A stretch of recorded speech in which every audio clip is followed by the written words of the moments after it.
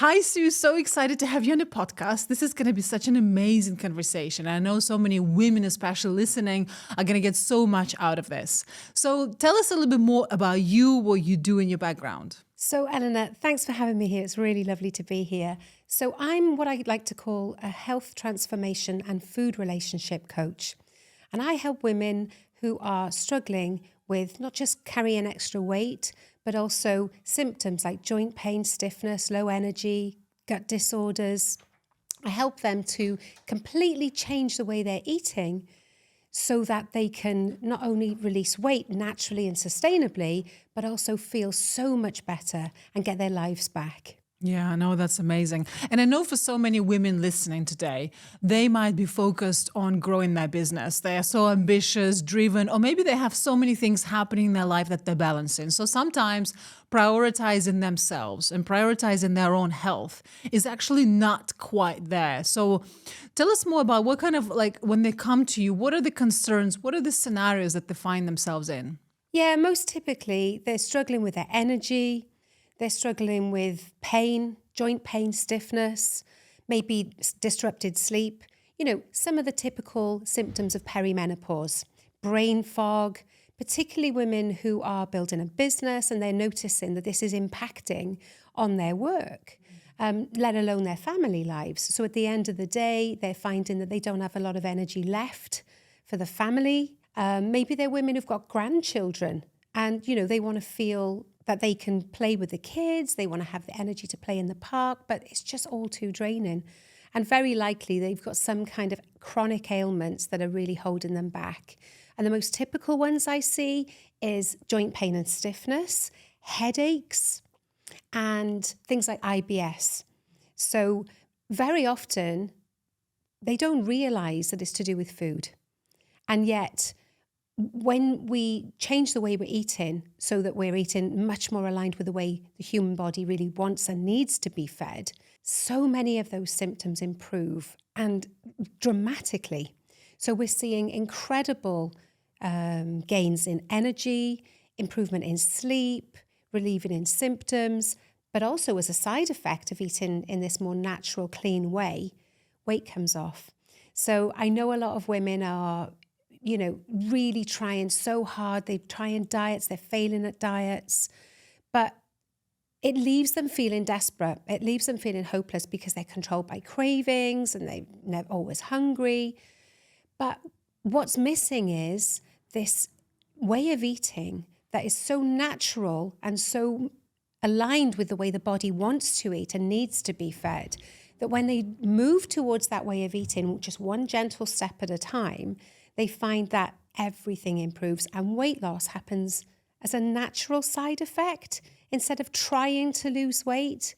Because when they've been trying to lose weight, what happens usually is that they end up depriving themselves, feeling more miserable and feeling lower on energy because they're trying to follow some sort of calorie restricted diet. So the approach that I coach is completely different from that. Wow, that is so amazing. And what have they tried before they come to you that they experimented, and it obviously didn't work?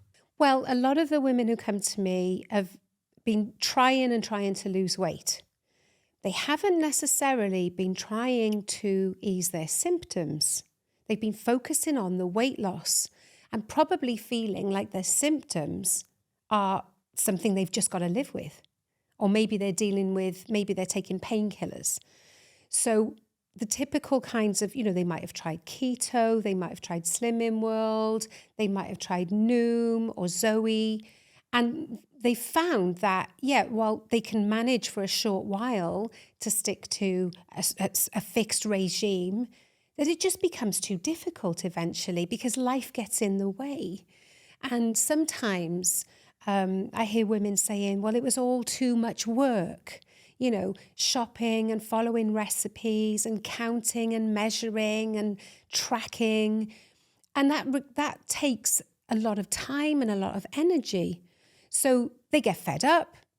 They find that cravings are uncontrollable because when you follow anything that's restrictive, very often you're not focused on your proper nourishment. So they're following this restrictive diet and it's just making them hungrier, zapping their energy, and they end up failing.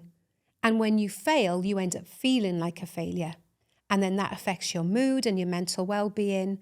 And you start to, it starts to have a knock-on effect on the rest of your life. Yeah, I think that's so many women listening to this will resonate with this so much. It does. It impacts your confidence. I mean, the fact that they're trying to maybe look better or feel better, more importantly, is already a big goal. And when it's not working, when they're not succeeding, it will knock them down. And I certainly know for myself that would have been cases before. And I think so many women will relate to this. And also this yo-yo dieting. We hear this a lot when women, go on the diet and then it works for a little bit and then they put the weight back on, but actually put on more weight. Yeah. I've seen a lot of that. And that's my own story. I'm 53 now, but it took me until I was 49 years old to undo all those decades of yo-yo dieting. So the struggles with my own weight go back to when I was in school. It started with being a bit teased for being a bit plump. And then I end up with this identity of being somebody who's overweight. And so thinking, right, I need to go on a diet, from quite a young age as a teenager. And what happens is you lose a few pounds. You think, yeah, I need to lose this weight. I've lost a few pounds. Great. As soon as you've lost a few pounds, you start to feel, that's better. And that pain point disappears. So what happens then is you think, I'm okay today. And you kind of reward yourself sometimes with more food because you're feeling slender.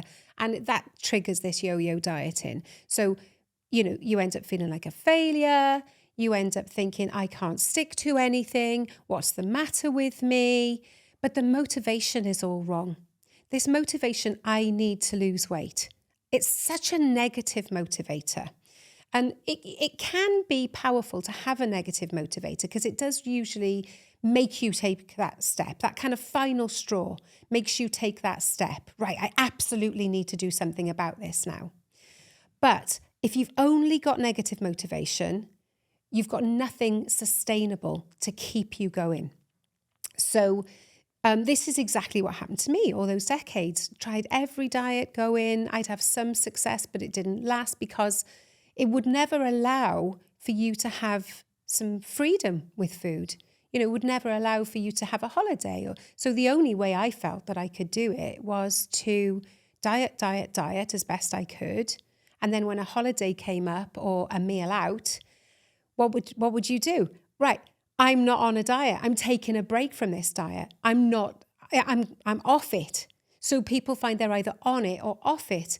So it develops this on it, off it mentality. And it's what we call the diet mentality. And it's breaking free from that diet mentality that is absolutely critical for long-term lasting change. And that's exactly what I found when I was 49. Wow, this is amazing. And I know one of the reasons why I wanted to have you on this podcast is what's exceptional about your work is your success rates. Because a lot of people in this industry, in this niche, and they are promoting themselves and maybe shouting the loudest on social media, they might have a big following. But actually, when we look at their results, they are part of that yo-yo dieting culture. And yes, they might give people results for a little bit, but actually not for life. And what I think is really beautiful about the work that you do is this sustained results and real transformation success rate of women, which is unheard of, like nearly to 98% in 100. Tell us more about why is it so powerful and why has it such a transformational impact on women? So there's so much I need to say about this. There's so many reasons why diets fail, and there's so many reasons why the results that we're getting are incredible. And the first thing is, instead of telling somebody to follow a restricted diet, instead of telling them how to eat, what we do is we get people making one doable change at a time. So it's success breeds success, right? Rather than starting with here's how to eat, and taking away all the chocolate, all the wine, all the sandwiches, everything that they are used to eating, all of a sudden they're being asked to completely change. Now, that's not sustainable because it doesn't give you time to adapt, and it feels hard and it feels onerous.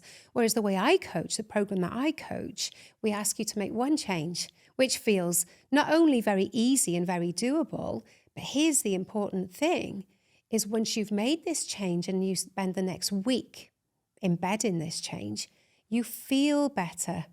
And when you feel better and you associate it with that one change that you've made, you never want to go back. So let's say, for example, it's drinking more water, which could be one simple step. People drink more water, they do this for a week, they get really good at it, they notice that they've got more energy in the afternoons. So they now associate that one simple change with success. So then they're ready to take the next step. So it's about being more doable, more positive, based in positive psychology. And so that you can't fail, because with diets, very often we fail at the first hurdle. We're asked to do so much in one go and it feels overwhelming. We've got to shop differently. We've got to cook differently. We've got to follow recipes. We've got to weigh and measure. We've got to track. Well, all that is what gets in the way. So this is a very different approach. So that's the first thing, is step by step. And when the steps you are asked to follow are in the right order so that they feel doable and they show you progress, then you're ready for the next change. So that's the first thing. The other thing is everything that we know about healthy eating, everything we think we know, and there's so much conflicting information, isn't there? And there's so many different diets, and it's which one shall I follow? And is this right? Is that right? Should I be calorie counting? Should I be going low fat? Should I be fasting? There's so many different possibilities. The program that I coach is that it actually ends all the confusion, because it's not another fad, another gimmick. It's actually based on the natural human diet. It's actually based on how the human body has evolved to be fed. And that doesn't mean one set way of eating, because the way we would have evolved to eat would have been different depending on the season. Okay, so eating in a spring-like way would have been very different to eating in an autumn-like way. Very, very different. And so what we find is when we tap into these natural food seasons, there's so many health benefits, and weight loss comes from eating in a spring-like way. You know, that's the season that we call the weight loss season. So, number one, people are trying to follow lots of different types of advice and they don't know. There's a lot of confusion. So, when you look at actually how the human body wants to be fed, you can cut through all that confusion. And when you start to get results, you don't need to believe it, because you can feel it for yourself. So I coach people to get into this eating in a spring-like way, because that gives you really good energy. It helps clear brain fog, and it tells the body to release weight. Okay, so that's a really deep reset season that is so beneficial. But you can't live your life like that. You know, you couldn't live your whole life doing keto. It can be too restrictive. And what about things like fruit and root vegetables, which are so healthy? There needs to be a season for those too. And so that's what we call autumn. So we have this season called autumn, and lo and behold, humans evolved to thrive in autumn by restoring good, healthy fat to the body, but also to get us through a harsh winter. So this is how the body is looking to be fed. It wants to experience autumn. It wants to experience spring. And summer's somewhere in between. It's a nice balancing season. And if you look at the way we would have eaten in winter, well, there wouldn't have been a whole lot around at all. So lo and behold, it turns out that humans learned to thrive on fasting.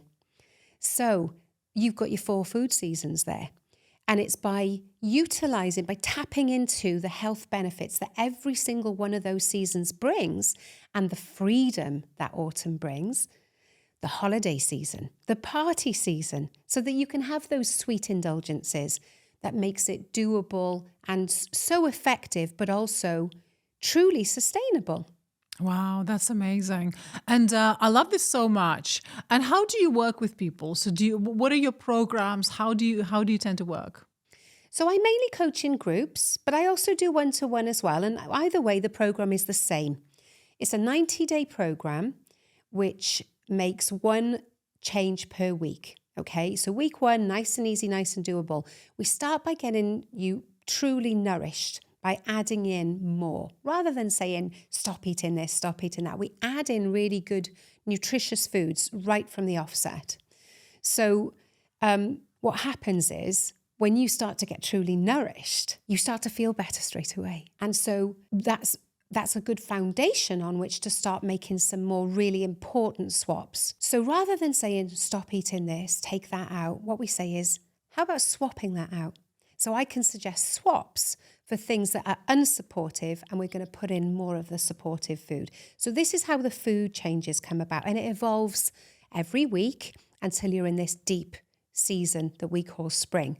When you're in that season, we keep you in that season for a little while so that you can really experience the benefits, the energy, the healing, and the weight release.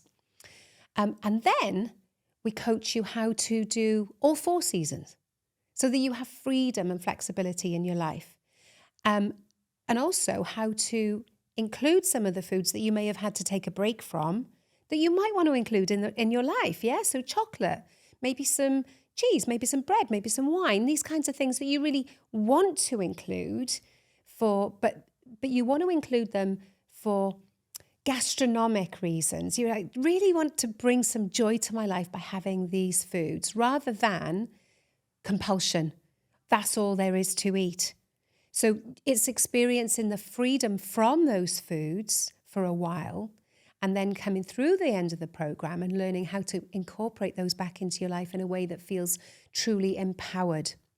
So we do this, as I said, generally in group cohorts, because what's great about the group cohort is that you get that community support. Everybody's making the same changes each week. Everybody's going through similar challenges. Some people will find one week particularly challenging. Others will find it quite easy. So you've got that lovely community of support helping each other through it.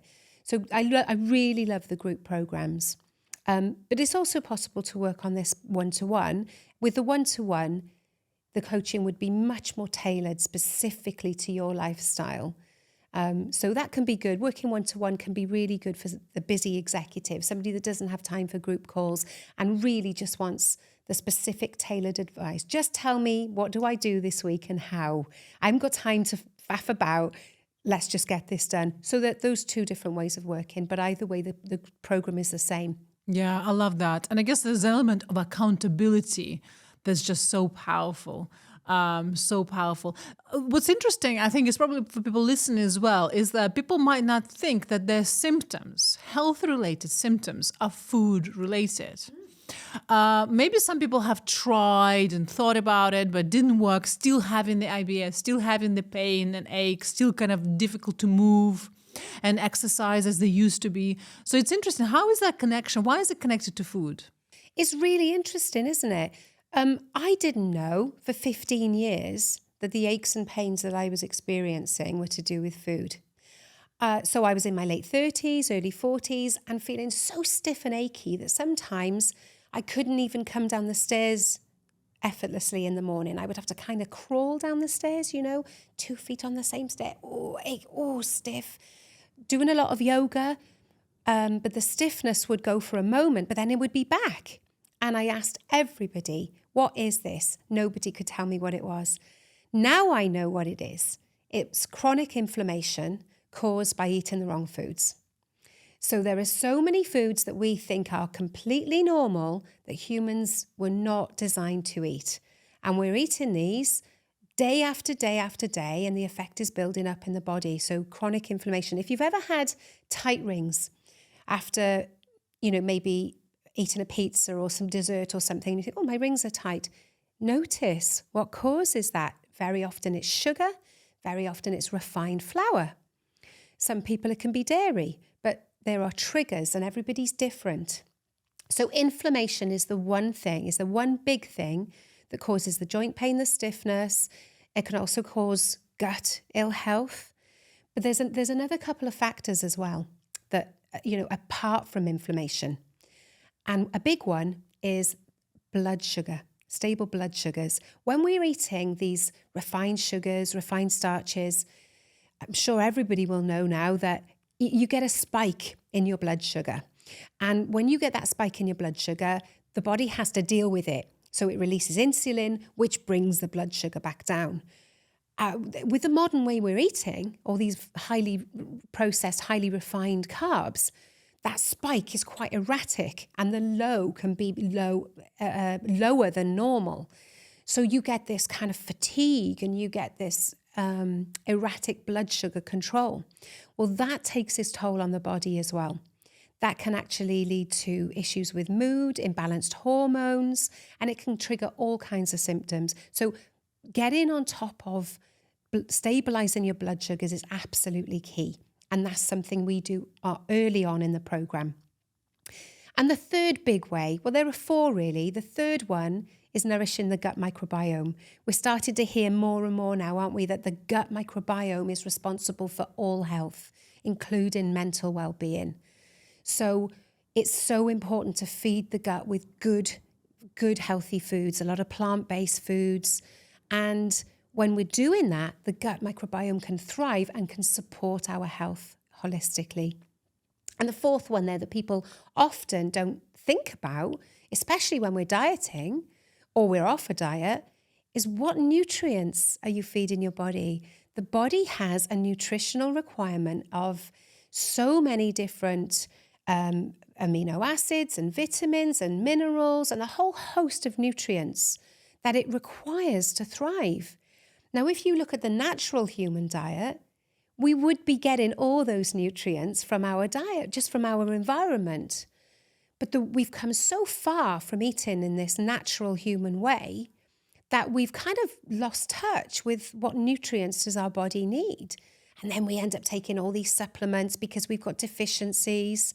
So then you end up with a culture of supplementing.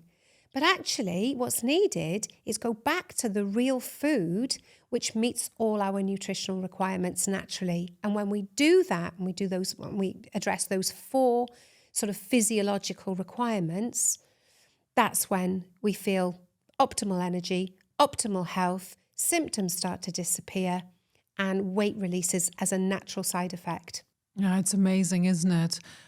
So interesting. And it's interesting how sugar and those processed foods and white carbohydrate, they're so addicting. I mean, I was seeing research somewhere where this sugar is more addictive than cocaine. I've heard that too. It's really fascinating, isn't it? And if you look at the way we're eating, right, sugar and refined flours, those things don't exist in nature. Yes, there are natural sugars in nature. Of course there are, in fruit and in honey. But honey's the sweetest thing available in nature. But refined sugar is sweeter than that. So we take the sugars from fruit or from sugar cane, and we refine it and we get it into a syrup, and then we turn it into a white crystal or a white powder. And then we add that to the foods that we're eating. And if you've ever looked at the back of the, whatever meal you're buying, there's sugar in everything, every jar, every packet, sometimes even in spice blends, even in fish coated in batter. There's sugar in everything. And the reason for that is the food manufacturers want us to find it super tasty. So it's not just sugar, but it's also things like flavor enhancers, these kinds of things. They want us to find it tastier than another brand. They want us to keep buying it. Of course they do. That's business.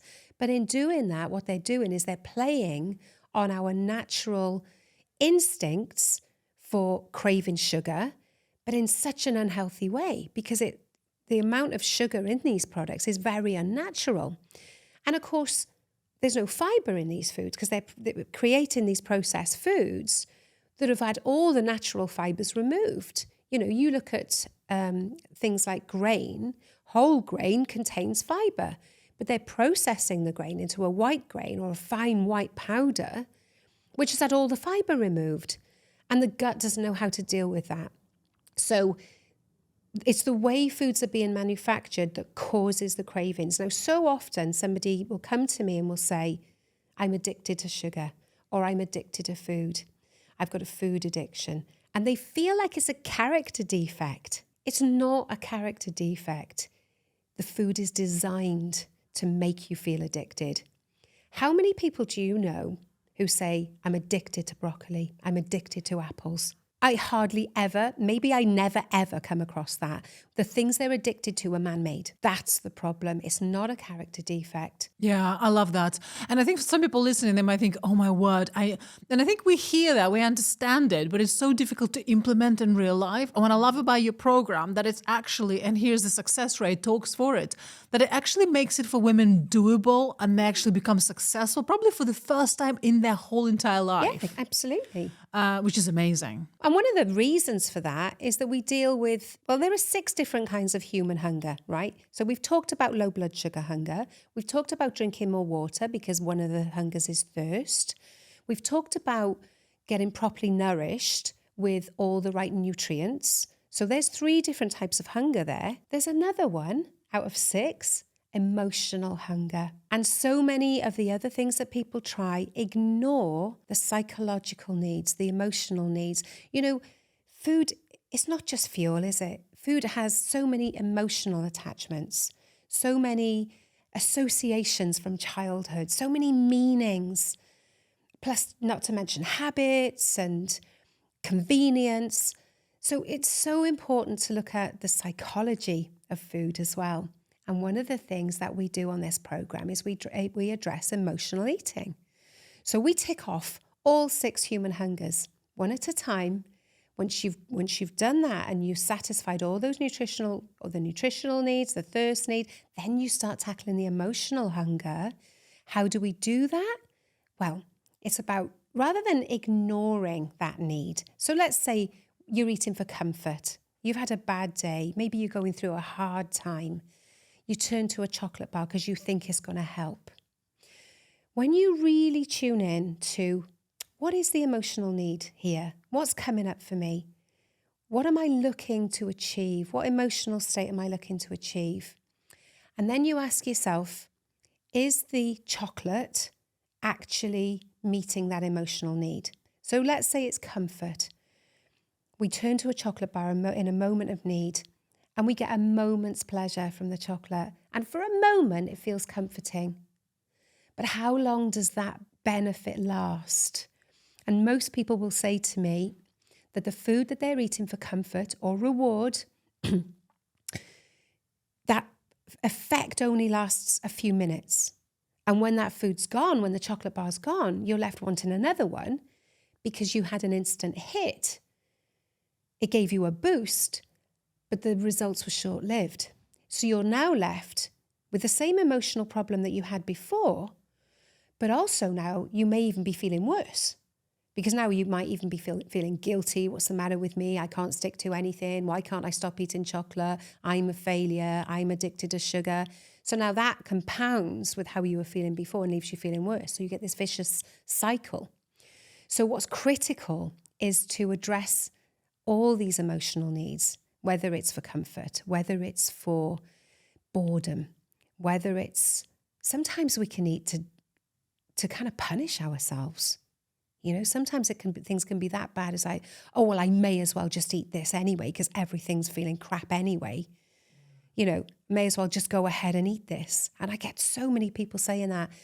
Once you look at the real emotional need, what's really going on, and you don't deprive yourself of the food, don't say, can't have the chocolate, but just put it on one side and say, right, let's have a glass of water. Put a bit of time in there, put a gap in before I go for the chocolate. Let's have a think, take a deep breath. What's going on? And you start to look at other ways of meeting that emotional need. So I've got a whole list of things that you can try. So for comfort, hot water bottle, hot bath, change into your pajamas, you know, phone a friend, have a nice chat with a friend, get the cat, the dog, huddle the cat or the dog. Treat yourself to something that feels comforting. If you're bored, is there an activity you can do? Can you go out for a lovely walk in nature? Is there a game you like to play? Is there something that you really enjoy, some music you really enjoy that'll boost you? There's so many different activities that once you get creative, or if you look to somebody to help you feel creative, that you can tap into, that truly addresses the emotional calling. without depriving yourself of that chocolate. Because what you can then do, right, I've had a hot bath, I've been out for a walk, I've played a game. Do I want the chocolate now? And very often what we'll find is actually that chocolate doesn't have the same appeal as it had before. And if you're trying not to eat chocolate, you may find that you can resist it because now you're feeling a whole lot better. So diets don't do this. What diets do is they say, you shouldn't want it. Use willpower. Don't have the chocolate. But willpower is only short-lived. So these are some of the strategies that make it completely different, and it makes it much more sustainable because these changes get permanently embedded. Yeah, I love that so much. And so much of your work, of course, is kind of rooted in neuroscience, because what actually you're doing, you're interrupting that neuroscience pattern. The pattern was subconsciously. Women don't think about rationally about, oh, I feel, someone maybe sent me a wrong text, so I feel stressed. Let me just automatically grab this chocolate, feel bad, for a moment. It's a pattern. So what I love about this, actually, your work is so rooted, you interrupt in that pattern. Yes. And it's so beautiful because when you interrupt it, when you rewire it, now there's not much of a connection.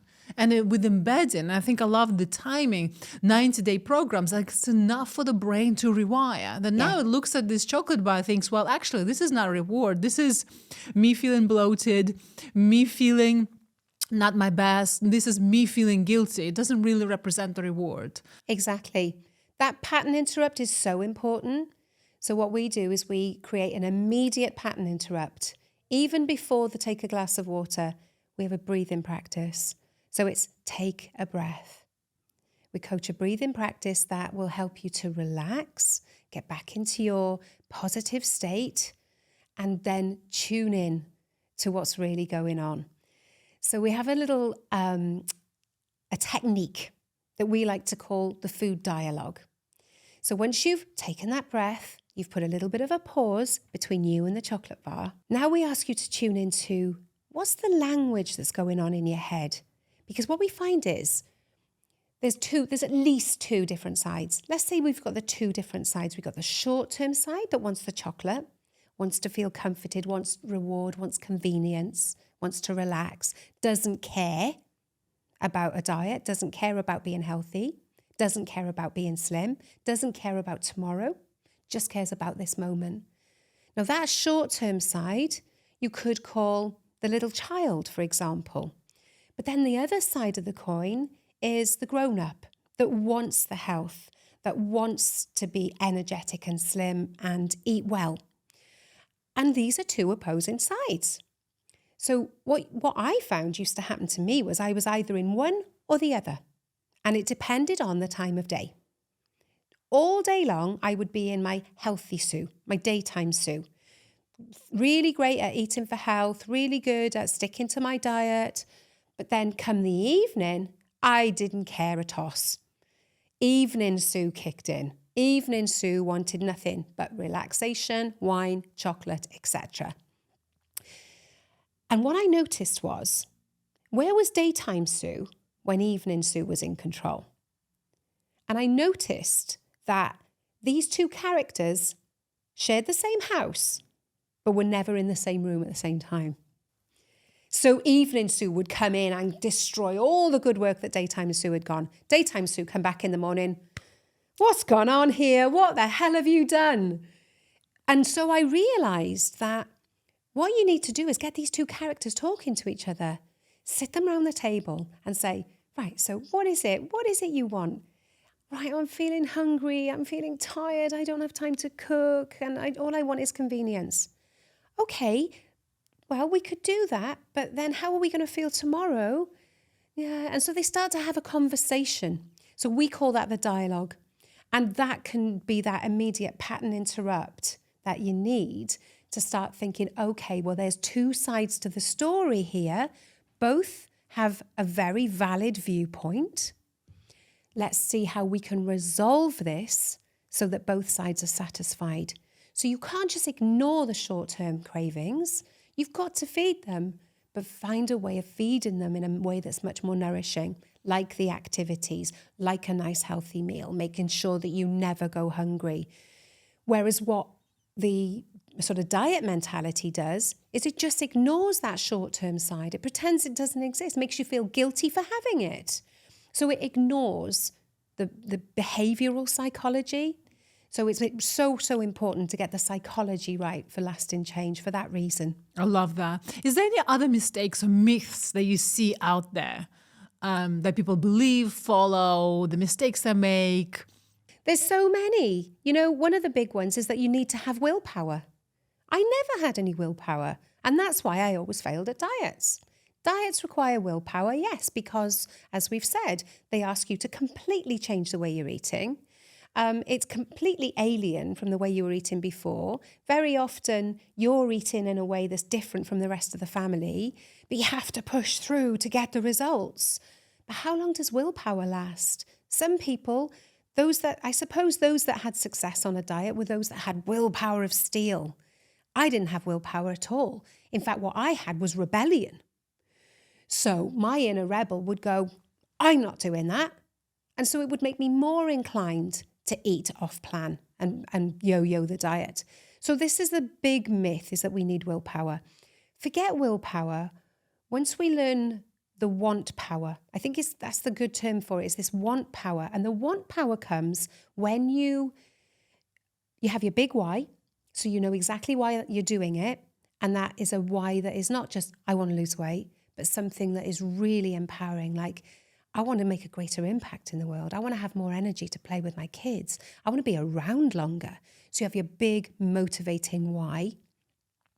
So that pulls you towards your results rather than pushing you away from the negative that you're trying to get away from. So want power, when you're on the journey, when you see short-term results, you feel better, you've got more energy, people are complimenting you, you start to feel these results and not just aiming towards this end goal of losing 2 stone. That's what makes it, it means you want to take the next step. You're feeling the reward. You're actually getting rewarded for the effort that you're putting in. So that's what I call want power, is you find results that you really want, and it motivates you to want to stick to it. So many people say, well, I haven't got much willpower. I don't think I could do this. But I would love to dispel that myth. It's not willpower, it's want power.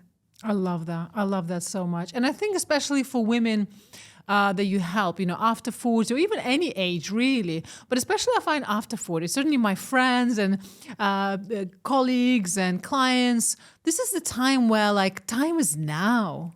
I feel like so many women have lived so much of their life, either with their kids, for their husbands, for whatever else. Now, time is now for you. And time is to, invest in yourself, to really do something for you. And really, I think, well, certainly I know for myself, one of my biggest motivations is really feel my best. And I don't want to wait to feel my best. I want it now. And I want support, because I think this is where women have tried to do it by themselves. But sometimes to allow yourself to be supported in a way that you do is so powerful. And so many women just thrive from it. Yeah, absolutely. That's one of the big reasons that women come to me when they're in their mid-40s, late 40s, 50s, is because compounded, maybe the kids are grown up now, maybe they're teenagers, maybe they've left home.